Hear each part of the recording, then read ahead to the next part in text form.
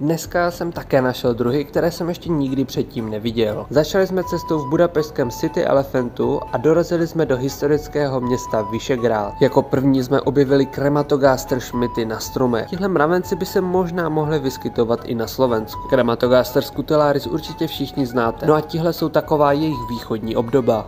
Přívoz nás přepravil z Nadmároše do Visegrádu, kde jsme v lesostepi našli královny Formica Gagates. Audentes fortuna juvat. Hned jsem měl chuť si zahrát Kingdom Come a někoho strčit do pranýře. Hned co jsme doobdivovali voskové figuríny Jana Lucemburského et al. Kuba venku našel tesaříka alpského.